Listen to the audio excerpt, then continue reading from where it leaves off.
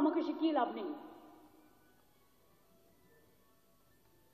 মহাকুম্ভ আমি নাইবা বললাম, ওটা এখন মৃত্যু কুম্ভ হয়ে গেছে, মৃত্যু কূপের মতো।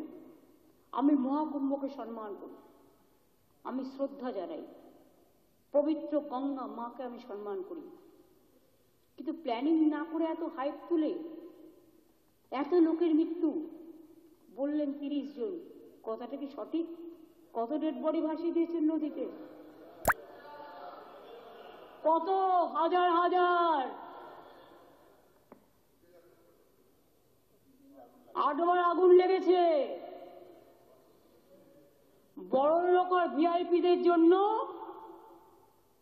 লক্ষ টাকার ক্যাম্প, আর গরিব লোকেদের, সাধারণ লোকেদের জন্য লাইনে দাঁড়ান 15 ঘন্টা 20 ঘন্টা দাঁড়িয়ে, যদি একটা মাদুরেও বসে 2000 টাকা,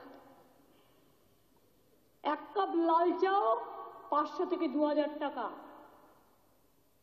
তারা যে জায়গাটা গিয়ে স্নান করবে সেটা আলাদা, ভিআইপিদের স্নানের জায়গাটা আলাদা। আর সেই জলটা আপনারা দূষিত করেছেন, বিষাক্ত করেছেন মহাকুম্ভের পবিত্র জায়গাটা। সব জায়গায় হাইপ তুলে দিয়েছে। সে একবার হয়েছিল না, গণেশ দুধ খাচ্ছে, সব ওখানে স্নান করো নাহলে পবিত্র হবে না। মৃতদেহের ওপর দিয়ে যারা এই হাইপ তুলছেন আর টাকা কামানোর জন্য ধর্মকে বিক্রি করছেন, তাদের আমি মন থেকে মেনে নিতে পারি না।